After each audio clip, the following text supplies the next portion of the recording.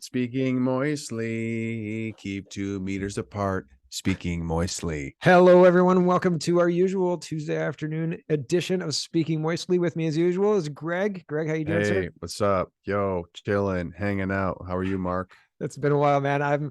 I'm excited to see you. I've done interviews with other people, etc. And this is only the second one we've done this summer. Vacations, etc. has You were stymied. speaking moistly with somebody else? I My had goodness, interviews with. you're I know. cheating on me. Sorry, It's sorry. okay. I've got other things scheduled too. Sorry, man. It's an open relationship. Like 7 or 8 people in a hotel room with a what? That was an awkward I, segue. I feel like people don't even know the story. No, I don't. I just went. If you go to CBC like Mhm. website or like homepage, it's all about Hockey Canada, Hockey Canada, hockey Yep. parents frustrated by sports toxic culture. Hockey Canada Toxic paid out 8.9 masculinity. million in sexual abuse settlements since '89. Crisis on ice. What you need to know about the Hockey Canada scandal. What I find funny about that article in particular Mhm. is that the crisis was not on the ice. No, it was in The the hotel room. crisis the crisis was in a hotel room. Yep. But Between consenting adults, presumably she was 18, right? And maybe not experienced adults, not adults with lots of years of experience being adults. young hormonal people for Hormonal sure. people for sure. So okay, break it Um, down here. We were talking about this just to give some context. Everybody's probably confused. What's going on? The We were talking in the green room about the Hockey Canada situation. Greg was saying, what are we going to cover today, et cetera. And he said, have you seen the Hockey Canada thing? And I said, no, every time I read it, I feel like it's misleading me. It tells me that youth are involved. And then I read the ages of everybody and they're adults. So, okay, maybe stupid adults, maybe young adults, but young still adults. adults. Yeah. Hmm. But still adults. And if they want to have sex, and I said to Greg, I said, if you've got a 25-year-old woman who makes a decision that she wants to have multiple sex partners in one time in a hotel room, that's empowering. And that's that's slut walks. That's what the slut walks are for. Everybody loves porn is mainstream these days, right? There was a Kitchener porn thing, and you can go into sex shops and everything. Everybody's supposed to be sexually liberated. Multiple partners is supposed to be fine. Be careful of monkeypox, bingo, bango, bongo. So how is it toxic masculinity's fault Be here? be care be. It's funny that monkeypox has come up, but it's like I saw somebody else commentating on this, and it's so true. It's like, oh, monkeypox. It's mostly in gay men, and it's like we're not going to encourage you to have any less sex. We're not going to encourage you to sodomize one another any less. Just get vaccinated. Like that is not at all part of the conversation whatsoever. Like, God forbid that you don't, follow your animalistic impulses and, like, no. Don't stop going to the bathhouse. Yeah, Just get the monkeypox vaccine, bro. yeah, Um, makes big pharma money, right? but So yeah, but when it comes to this makes money. Hockey Canada stuff, me and Mark weren't there. We didn't know the story. We're just kind of like hearing the relayed information.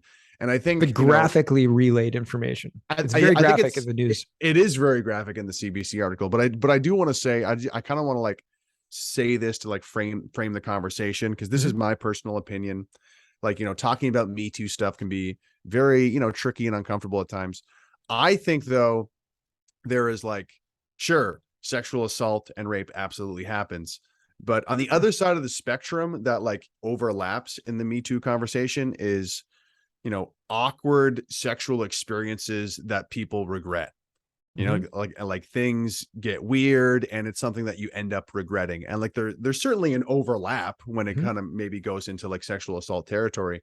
But I think that everything when it comes to Me Too related or like, awkward sexual experiences, like it exists on this spectrum.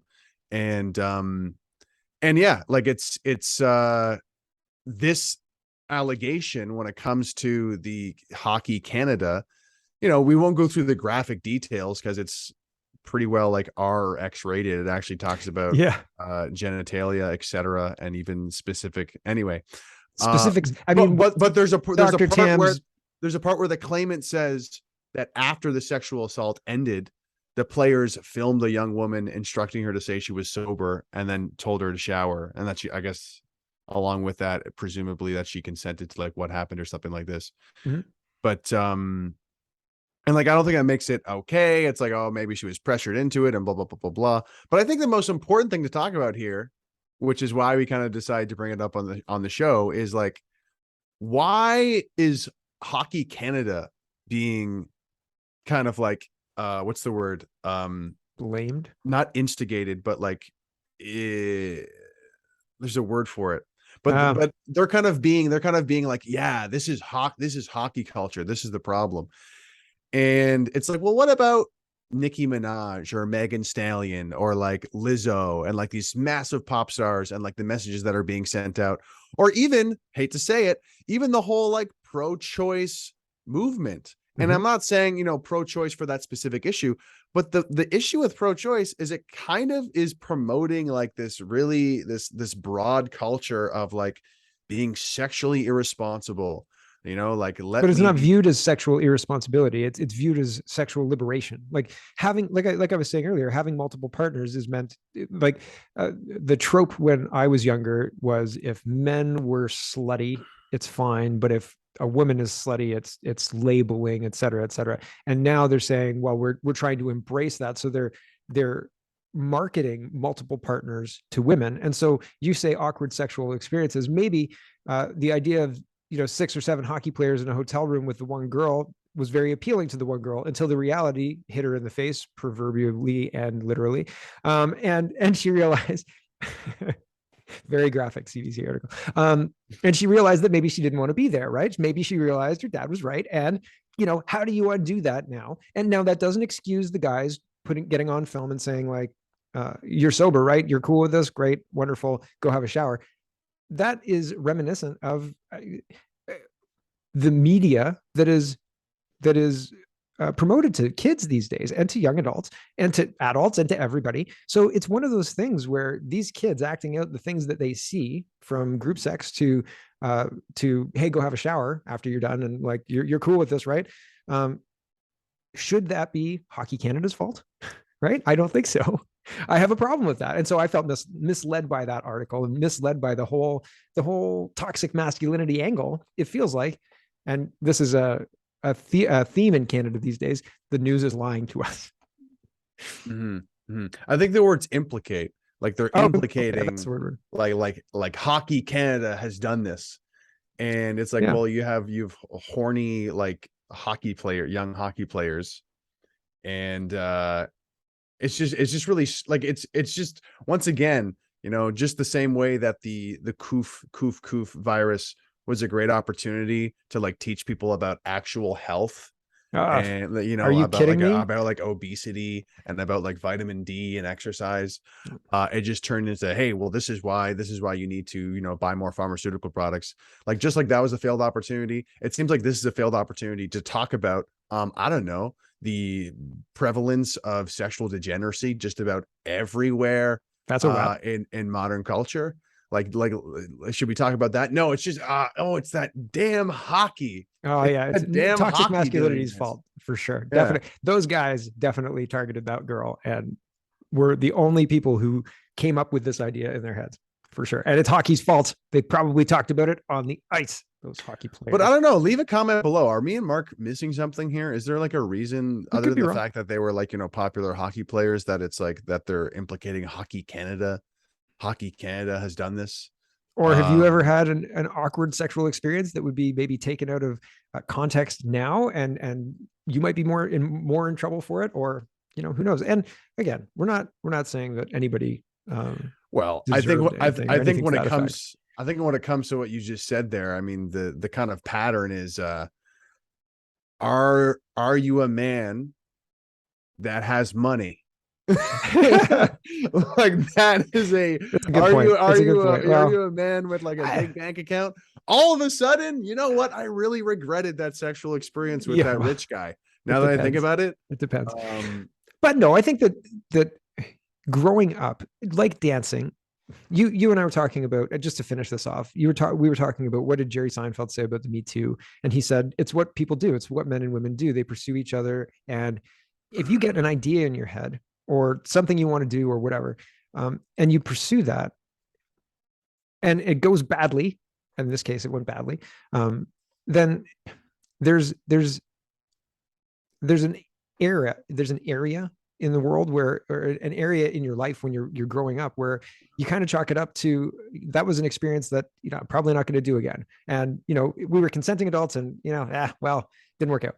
Right. And no harm, no foul. Now, I'm not necessarily saying that applies in this situation here, but I'm saying that there are a lot of situations that look really risky on Reddit for whatever, that's being promoted to people as wholesome and something that you should do that's self-fulfilling. Same with other websites that are built for showcasing human sexuality, let's say Pornhub, et cetera, or porn sites.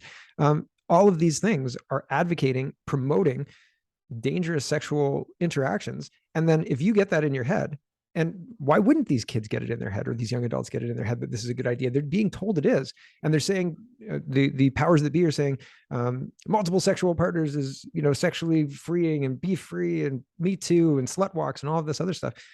It's much more complicated than toxic masculinity, is basically what I'm trying to say. Yeah. For example, maybe she was a phrasexual. Ooh. A phrasexual is a term that describes someone who experiences sexual attractions towards people they don't know or don't know very well. Yeah. And, if people think we might be crazy here, it's like, to play devil's advocate, because, maybe you're right. We don't know the scenario. Maybe it was a very malicious manipulation of this young woman who was drunk, and maybe it was like a horrible, scenario. It easily could have been that. And I'm not saying it wasn't that. However, with the conversation going on, you have to consider the other side of that coin, which is like some young women out there, maybe she did want to get, as Mark said in the green room, sorry to out you, but maybe she did want to get run train on by a hockey team. Like maybe she's that was her fantasy or whatever. That was her thing. Yeah. And, it's so ridiculous that, all of this weird stuff going on with sex and gender is happening, and it's being really pushed really hard. Phrase sexuality, gay pride, love. Men can be women. Lust. And it's Age we're not gonna connect these dots. We're gonna completely ignore this. It has nothing to do with all these young hormonal people, getting up into all sorts of crazy scenarios. And also, it's definitely minor hockey's fault because they were in a hotel room. Oh, get them. And they were all on same team, same thing. They're all hockey players. Get them. Yeah. What about the hotel, guys? What about the telephone? Alcohol? Blame it on the alcohol. Blame it on we'll blame it on the hockey stick, actually. I love it. Okay, let's blame it on the hockey stick. Did you hear? And we were talking in the green room. And have you heard that Nancy Pelosi's gone to? Do they call it China, or is it still Taiwan? Yeah, of course I heard about it.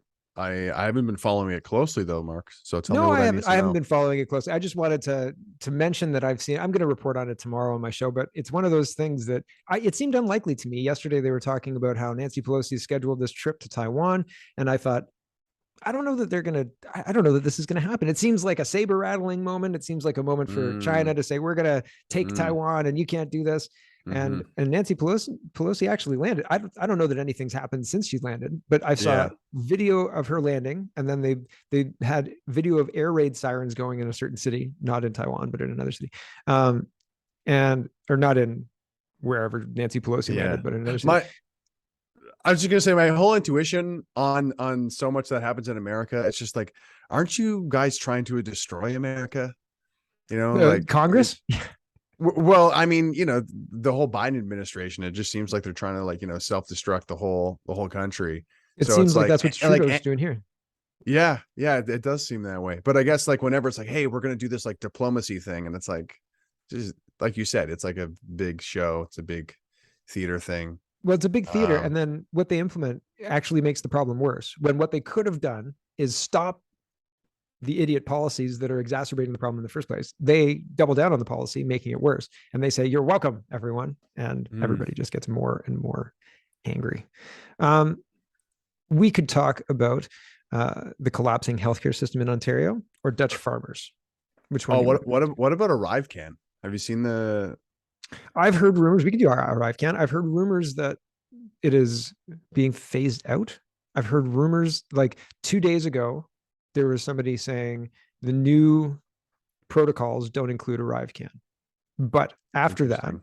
I know that's what I thought. But after that, I saw Montreal airport snagged up, like very, very backed up with ArriveCan people and people saying ArriveCan's terrible. And I Mhm. saw Toronto, what's her name? Mercedes Stevenson talking about being isolated after I saw that report talked about being isolated due to ArriveCan. So they filled out ArriveCan and they got isolated because of it. And she said, we don't qualify for isolation. Like we don't qualify needing to quarantine, but here we are. The ArriveCan app is telling us to quarantine. So, and that's an ongoing story on her Twitter feed currently. So the ArriveCan thing's a disaster. The whole government is a disaster. The whole Canadian government is a complete and utter failure. It's shocking. And I mean, I brought up the collapsing healthcare system in Ontario, but that's part of the failure. Even the provincial system is, I mean, laughable at this point in time. It's unbelievable, jaw dropping.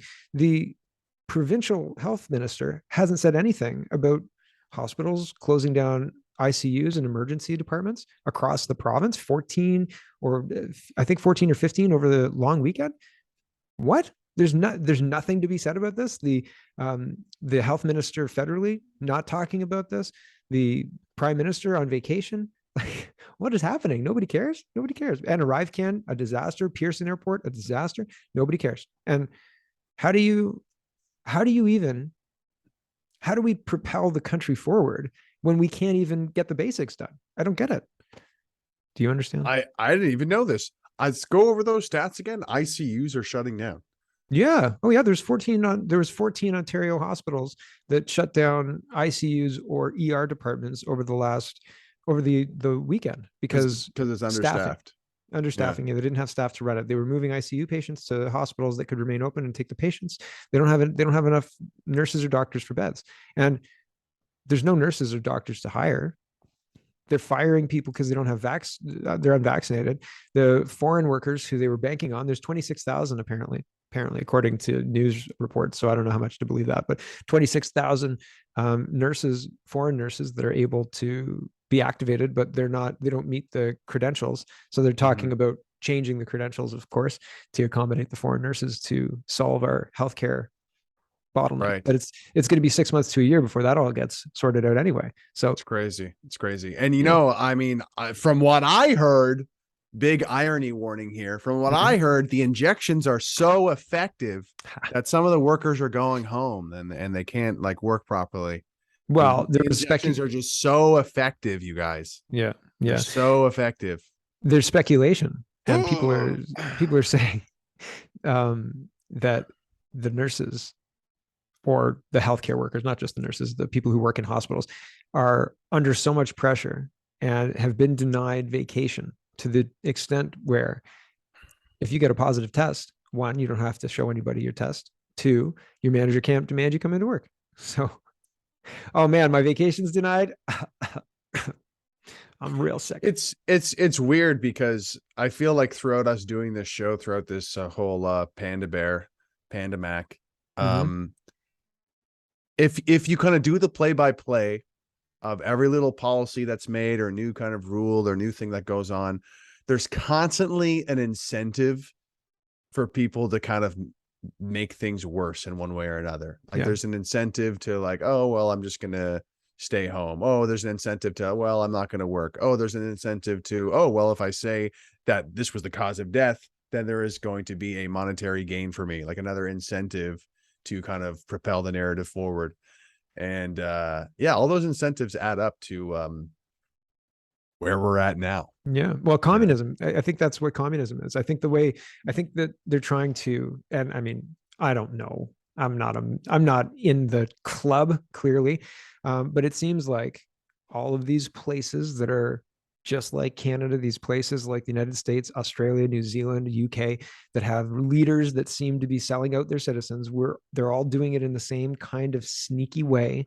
And if you read history, that's how communists operate. So it seems like we've got an infestation, and it seems like there are some people who can see the rats. They can see the rats, the rat infestation, but most people are just ignoring the rats. They're cool with it. They'd rather you not mention the rats because it makes them feel icky, right? And especially if you call the rats communists, they don't like that very much either. But I think that it accurately describes exactly what's happening. I think probably one of the things historically that happened was Operation Paperclip. Do you know what Operation Paperclip was?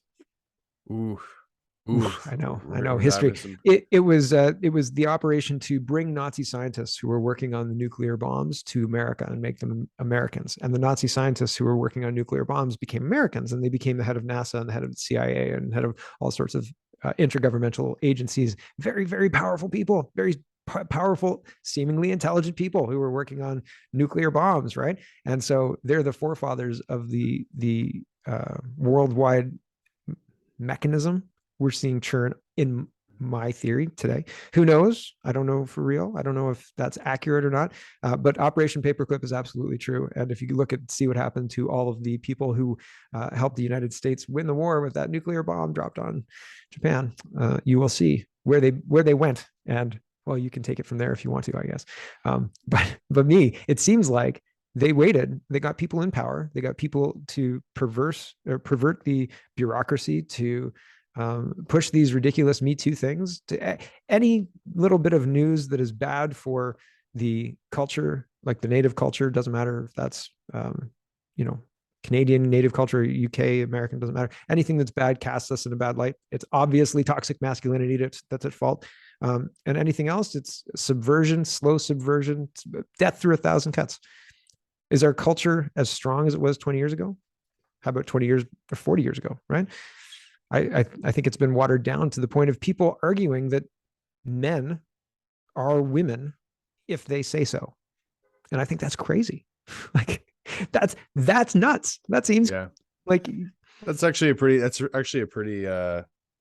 a pretty good summary to look at it. It's like we're at the point where we're debating gender again. Like we're definitely going backwards. Yeah. We're going backwards for sure. And we're not even like look between their legs. That's not where we're starting. We're saying, how do you feel inside?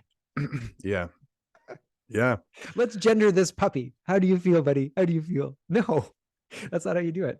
You flip it over. Yeah. And it's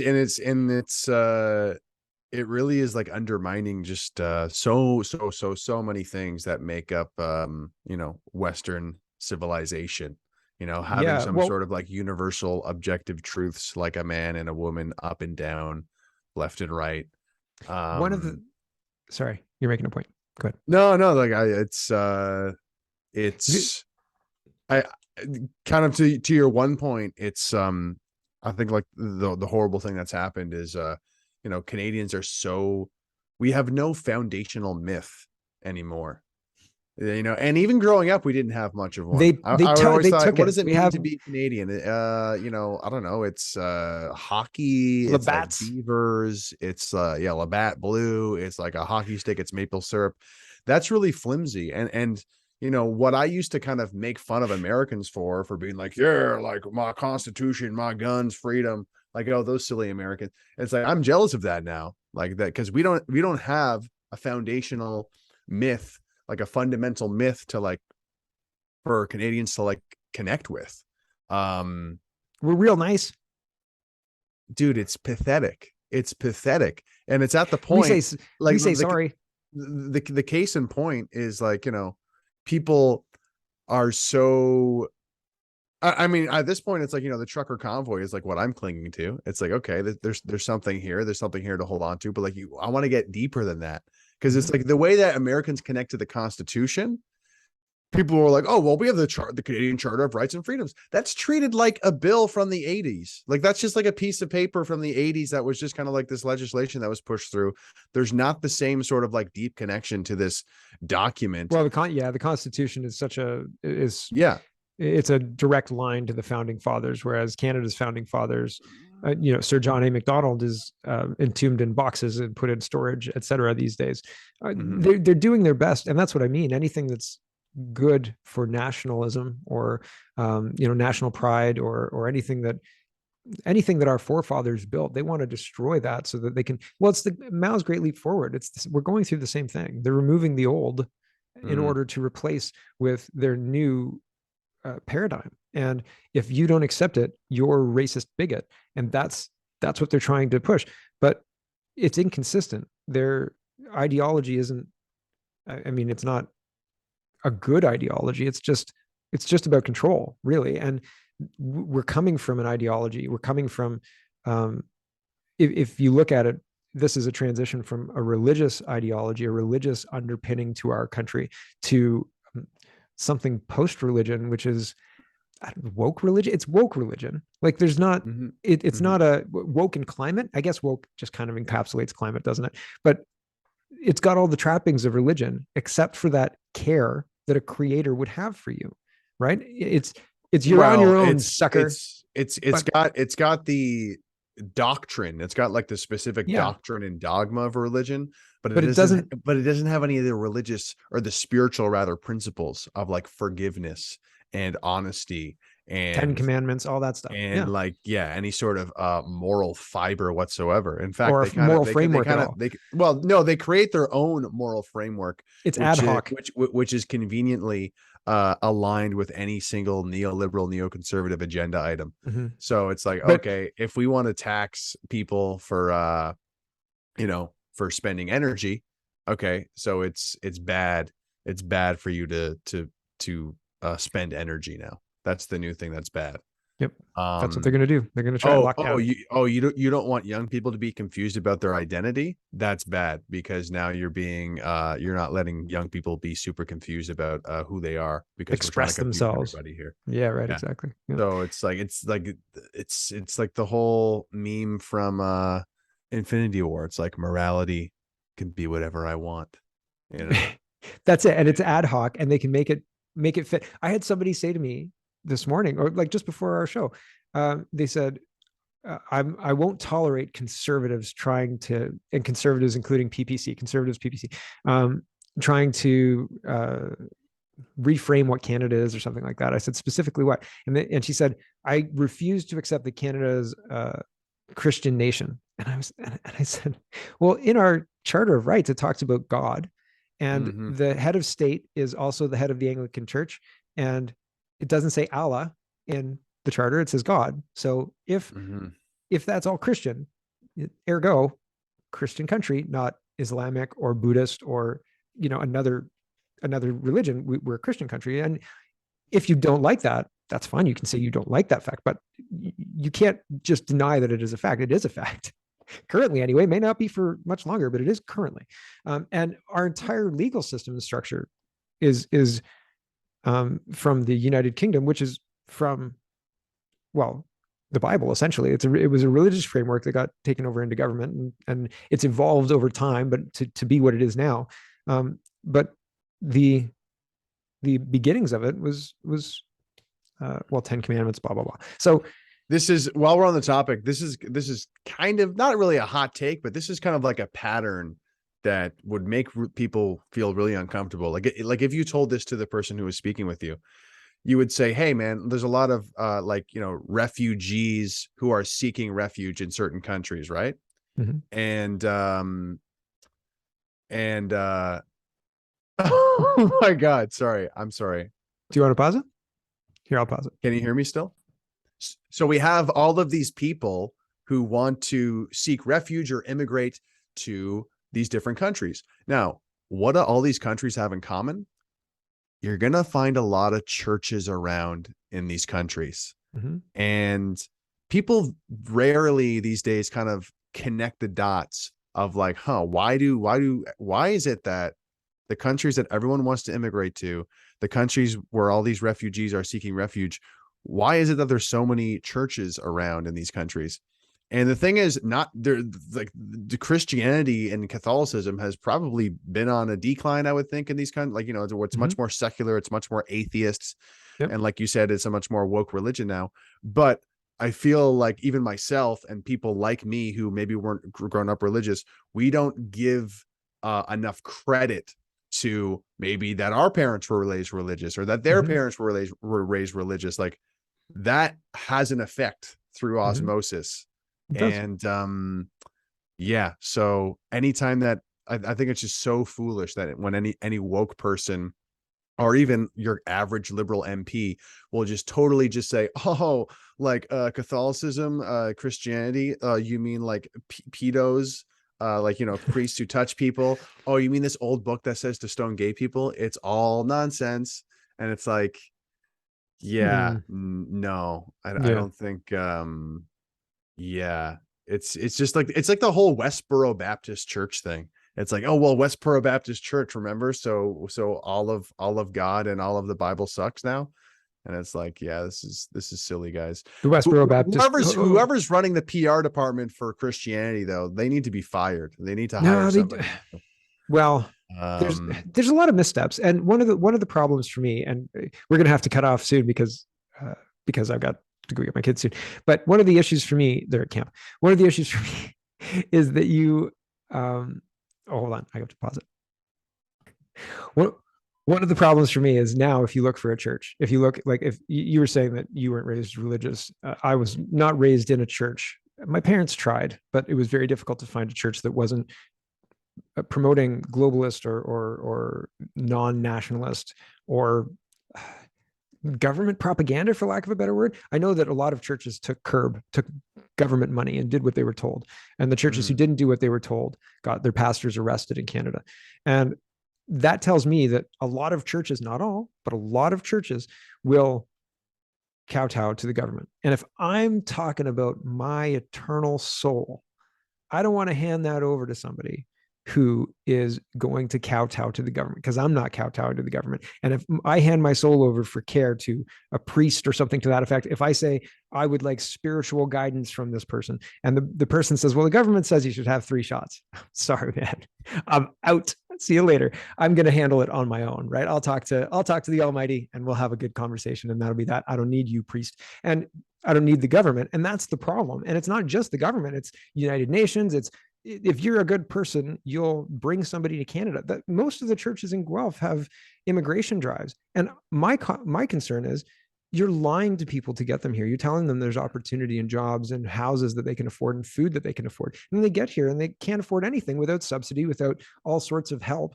And it takes time to get up to speed on the language. I know my grandparents were immigrants. It takes a long time. My grandmother was a salesperson at Eaton's, right? And so she never spoke fluent English. It took to my dad and my generation before people were able to contribute to society in Canada, et cetera. And I'm not saying that that is bad, but it takes time. And lying to people, saying there's opportunity now when there's not, because of barriers that only time fixes, it to me, it says it's like we're lying to these people to get them here to satisfy some ideological vote liberal. Yes, to satisfy that ideological drive. And so it pisses me off because I'm framed as anti-immigrant or racist or something to that effect. My grandparents are immigrants, my parents are immigrants, for crying out loud. I'm not anti-immigrant and I'm not racist, but I'm anti-lying to people about the opportunities that are presented in this country. It drives me crazy. It drives me nuts because come to Canada where we are diverse and you can be an Uber Eats driver. Yeah, or if you're Sikh, you could be a truck driver, right? And I've talked to people who asked me how it really is in Canada, and I said a 1-bedroom apartment is really hard to find. You might have to be rooming with people, and in the same room as people. I saw this TikTok that actually encapsulated this perfectly. It's like being an immigrant in America, and it's like, hey man, I don't like you and your people very much, but like, let's go make some money. Let's put our differences aside and let's make some money. And then it's like Canada. And it's like, hey, we're all about diversity and we're really accepting of you. We're not going to make any money though, but we're accepting of you. So whatever. And we're going to piss money away and print money away. Yeah, you're not going to make any money here, but welcome. Yeah. They can contribute to the tax base. And that's another ideological thing that if you import somebody who's 18, you don't have to invest any money in growing that voter. You don't have to invest any money in educating that citizen. That citizen is there. And what do? Pay taxes, baby. They pay sales tax. They pay tax on transferring vehicles. They pay tax. And as soon as they get a job, bam, more tax. That's right. So that's right. It's dollar signs the government sees with immigrants. It has nothing to do with, let's be nice to people around the world because we have so much. Look at the rent prices. I could buy a house in Los Angeles for the price of my house and maintain it. Unbelievable. Okay. I think we got to cut it off. We got to end it there. Thanks for having me, Mark. Go to my YouTube channel, Greg Wycliffe. Go to my TikTok, my Twitter, GDub, GDDUB. Bam. Nailed it. And you can check out all my stuff at CanadaPoly.com and all of the other things that I do. Blah, blah, blah, blah, blah. It all gets boring, doesn't it? Thanks for watching, everybody. And we will catch you next time.